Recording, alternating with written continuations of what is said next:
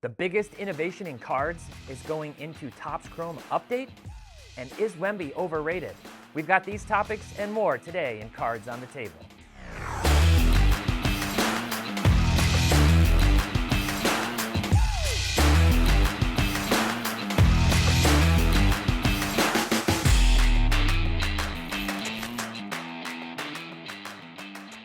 Hello everyone and welcome back to Cards on the Table. I'm filling in this week again for Jeff. I've got Doug, I've got Ben. He's been out all partying all week, so we've been here partying and doing very little work. Don't tell him we said that. Speaking of partying, our team from Cards HQ, if you haven't seen the announcement, we're opening a card shop right here in Atlanta, very close to Truist Park where the Braves play, right off I-75. We're hoping to open at the end of January. And we're going to be at the Chantilly Card Show this weekend, buying. So if you've got cards to sell, sealed products, if you need liquidity, make sure to stop by and see our team from Cards HQ. They'd be happy to look over what you've got and work out a deal. Speaking of other things, we've got some awesome topics today, including finally, we know what product those TOPPS MLB Debut Patches are going to be in. It's TOPPS Chrome Update. We're going to talk about Victor Wembanyama and my data dive, as well as a few other topics. So let's jump right in. And Ben, I'm going to start with you. We finally know TOPPS Chrome Update. We've been speculating, what are they going to do with this? Is it going to be trickled out through different products? Would it be in a high-end product? I, for one, am very happy with the announcement that this is going to be in TOPPS Chrome Update. I'm curious what your thoughts are. Is this the right product? Is this the right move? It's hard to say whether or not it's 100% the right product, but I think it's the right tier of product. We didn't want it to be in something too cheap. I like the idea that it's going into a flagship product. This is going to be something that is accessible to a whole lot of collectors. I think we can expect the price of wax to go up a little bit. Yeah. But in general, I think it's going to be accessible to a lot of folks. And to be honest, I was sort of hoping when they first announced this that it would be in a high-end product. I initially was like, I want to see this in Dynasty or Transcendent, but it's not. And now that we actually have it announced, I've sort of backtracked a little bit. Okay. I like the idea that this is going to be one of the most important cards that Topps and Fanatics do every year. And I like the fact that it's going to be available to a whole lot of collectors. Yes, yeah. Obviously, we've had some quality control issues with Topps and Fanatics, but I think in terms of the crafting of ideas so far, I think this is a big win. Yeah. So It's what better made than you change your tune? Just the fact that a whole lot of, I saw some of the feedback on social media, and I suddenly thought it would be nice for it to be in a high-end product, but is that going to reach as many people as possible? Yeah. Who's buying Dynasty? Yeah. How many people are buying Tier 1 and those types of products? It's breaker products, and a lot of people are saying all of these big hits are going to the breakers. Yeah. Well, now it's going into a product that will be broken a ton. Yeah. We know that. But there's a very good chance that you could go into a hobby shop and this is a product you would actually buy if you're a regular collector. Yeah, exactly. I think it's a huge win, Doug, and I'm excited about it because it gives the everyday collector access to what could be a potentially huge card. Obviously, with the Wemby redemptions, I think Jeff said something like half the people there that went to that event were people who had just pulled the card on their own. What a cool experience. What do you think about this? Well, I'm looking forward to seeing these posted as car rips, blasters that someone opened up in their car. Yeah. But my thoughts almost exactly mirror Ben's. From an accessibility standpoint, I think they kind of hit the nail on the head here. It does sort of look like a card that you could slot in at a higher tier product, right? But it's about the accessibility. I really like the option of someone being able to hit this without breaking the bank, hypothetically. Now, if this does change the price of wax right out of the gate, and this is a much more expensive product because this chase exists, then maybe I don't like it as much because that's not what I want to happen. But I think when I look at this in general, I think the most important thing is finally significant, meaningful memorabilia. I'm just happy that it's not another, non-associated swatch that's getting jammed in there. It's kind of the exact opposite, right? Not only is it worn by the player, but we know exactly when it was worn and why it was worn. And it's very significant. So I think it's a great step forward in memorabilia in general. I think it's very cool that it's an accessible product as long as they keep the price point the same. I don't really have a lot to complain about, but it seems like week after week I get on here and I'm saying something positive about what Fanatics is doing. Cut that out. People in the comments, you're on Fanatics payroll. I wish I was on Fanatics payroll. Give me some money. I'll keep saying nice things, whatever.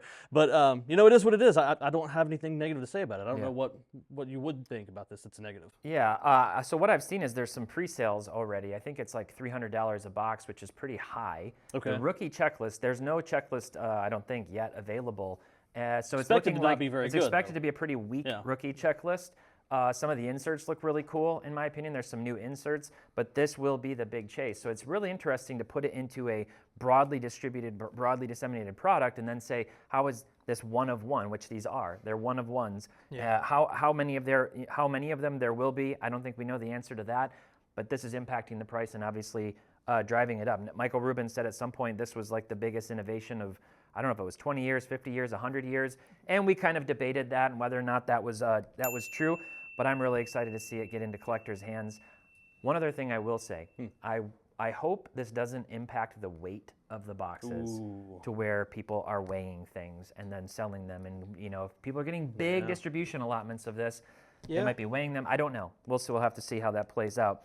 All right, so we've got some items over on Pristine Auction this week. Speaking of partying again, I've got my eye on a Tom Brady. This is a mouthful, but it's a 2012 or 2010 playoff National Treasures. You don't see those Yeah, a not lot. The 2010 National Treasures Century Material Signature Prime Game Used Auto 1 of 1, BGS 9, and Auto 10.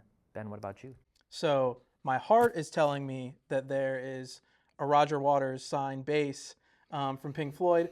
I know this is a sports show, so I did come with a sports item.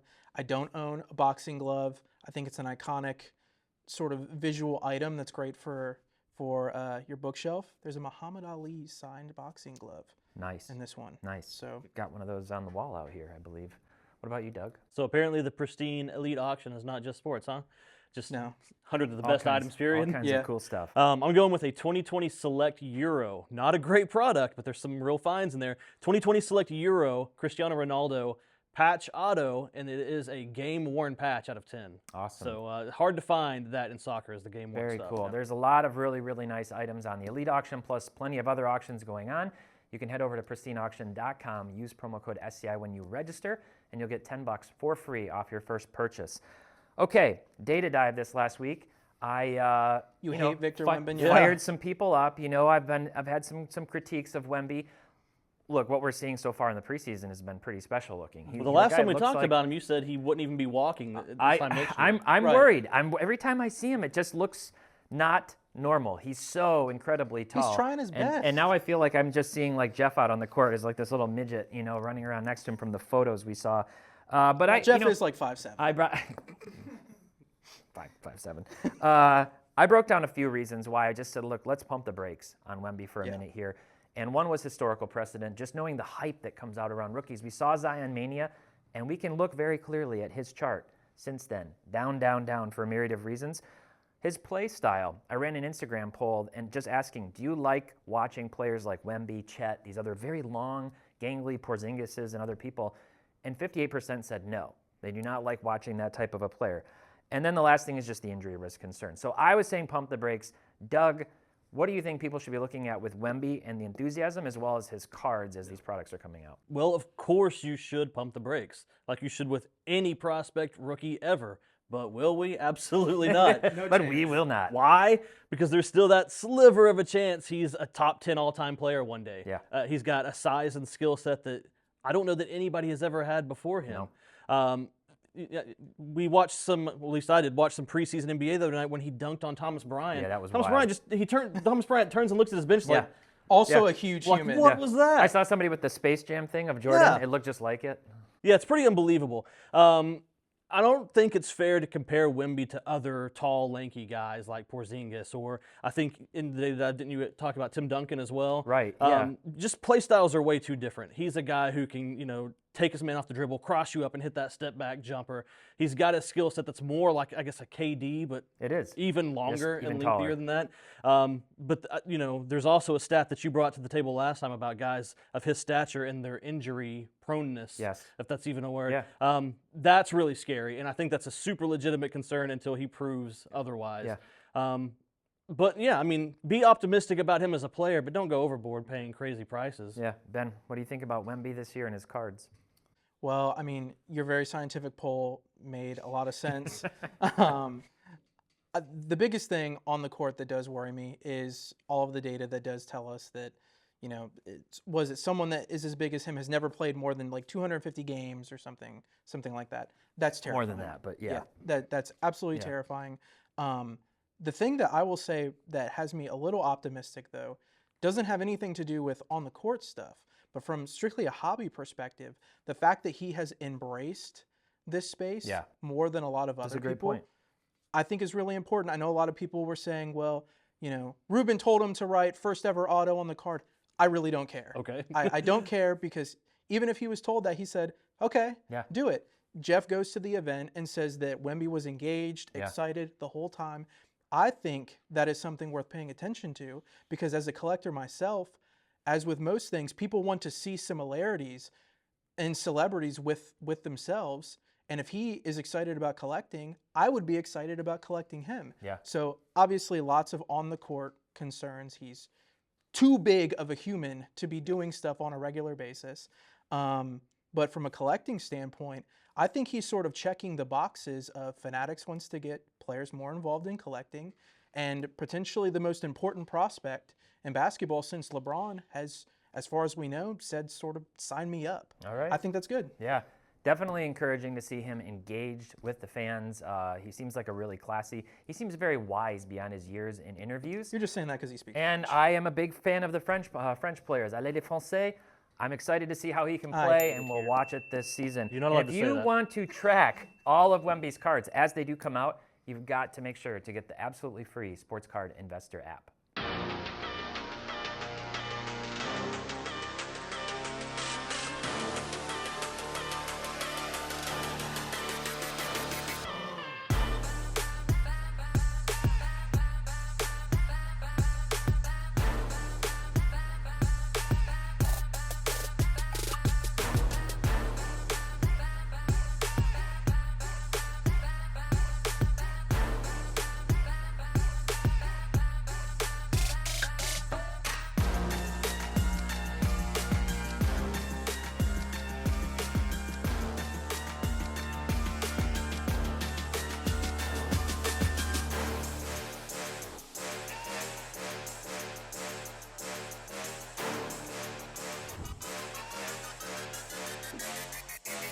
All right, everybody, make sure to go download that app. It's awesome. It's a great way to stay on top of which cards are trending, which players are hot. Download that Sports Card Investor app in the App Store.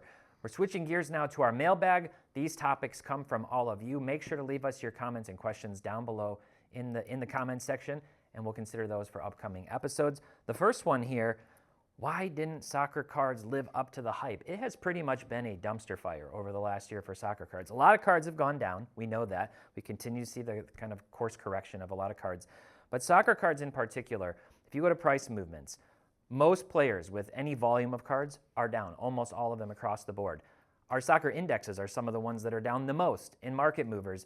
We thought there'd be more enthusiasm around World Cup, or at least some of us did. Maybe I think you were a little more realistic about it. And Fanatics has said they want to 10x the hobby, and that the expansion of soccer cards in the rest of the world is going to be a big part of that. Doug, you're a big soccer card guy. What would you tell Fanatics it's going to take to get the rest of the world to catch on? Good segue. You kind of led into some of the things that I wanted to talk about. So for the people that were expecting this World Cup to be some sort of big mover in the soccer card market, they just didn't forecast that correctly. Yeah. What is it going to take for soccer cards to really blow up? It's going to take two things. One is U.S. interest. In that last World Cup, there's nothing about that that would indicate, huge interest from the American market. Yeah. The other thing would be global interest in sports cards. Nothing about World Cup was going to make other people in other countries care about sports cards. Yeah. So that's still on the horizon. We haven't hit that point yet. So for the American market to care about soccer, for me, the catalyst would be the next World Cup that's going to be in the United States. Can we catch soccer fever in America? I don't know that we can, but I would be looking more towards that World Cup than the previous one. And then Fanatics' claim, or their desire to want to grow the hobby internationally, globally, that's also going to be huge. Can we turn the rest of the world, who's primarily soccer fans, into, trading card enthusiasts? That's what it's going to take. Nothing has happened yet that should have catapulted the soccer market. So the reason we've seen the dip is probably a lot of people thought that World Cup would be a thing. They invested and then dumped at World Cup time when nothing really happened. And I still think we're years away from that actually culminating. I don't know, I'm not making any sort of prognostication that this is all going to happen. The soccer card market's about to take off, but those are the two indications for me. The next World Cup that's in the States, and then what does Fanatics do to grow the hobby internationally? It's been very interesting to me to not see Erling Haaland's cards Yeah. light on. Like, he was so good last year, and they really didn't move a lot.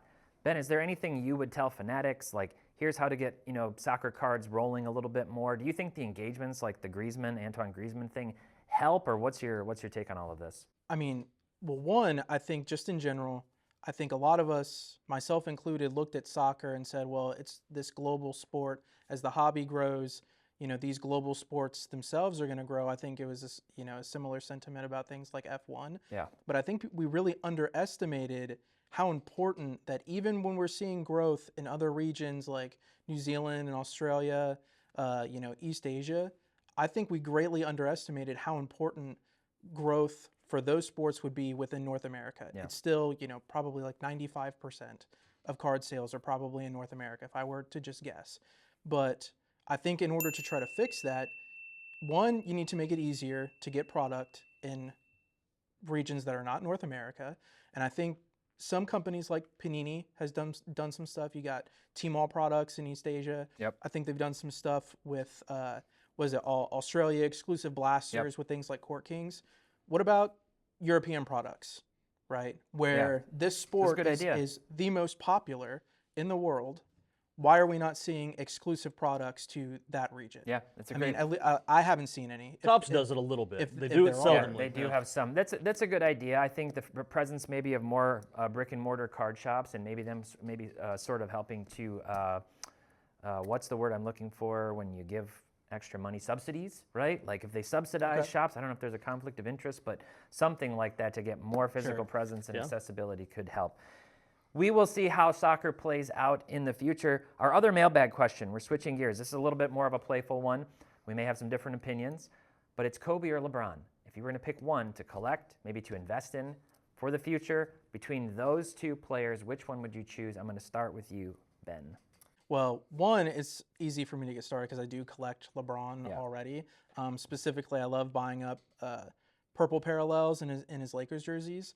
But in general, if I'm thinking super long term, there's a couple parts that go into this. It's the quality of the cards that these players have overall.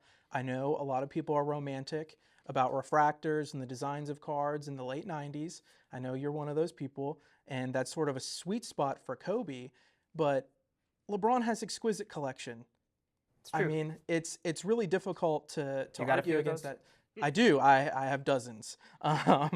When you're thinking about the iconic cards that a player is going to have, I think LeBron just happened to be sort of this perfect time period. Exquisite collection was perfect for the 2003 class. It was perfect for those players.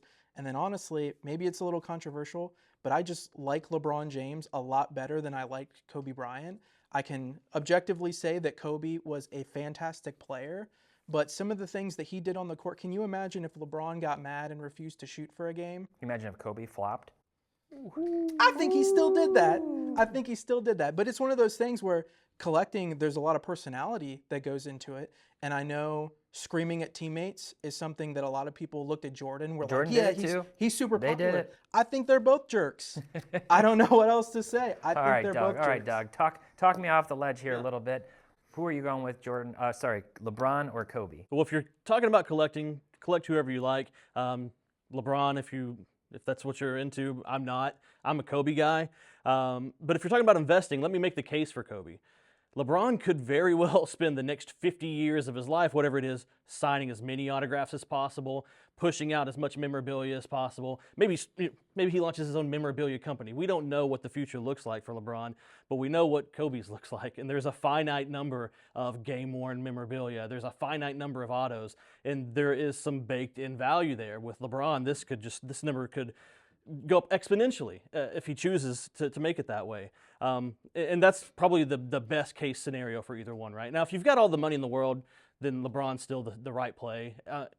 Unless he pulls some sort of Ja Morant moment, he's still got time to do something like that as well. He could still have some personal life issues pop up that could have a large impact. But I still think, if you had exquisite type money, sure, go for LeBron. You're not gonna get hurt in the process. But for me, it's still Kobe, and for the reasons I stated. I think from an investment perspective, either one, they were both generational players. So if I'm going PC, it's all Kobe. It's all my childhood, like you said. I'm not a LeBron guy. I can't be. I just can't be for so many reasons. But Kobe, I always was a fan, even when he was playing teams that I liked. So I'm going Kobe. That does it for today's show. And remember, if you were at that CSA show up in Chantilly and you've got cards or wax you want to move, stop by and see our Cards HQ team there, Ryan and Carter, as well as Jeff and others. Make sure to say hi. Thanks so much for stopping by. Leave us your mailbag questions down below, and we'll see you next time. Keep on collecting and happy investing.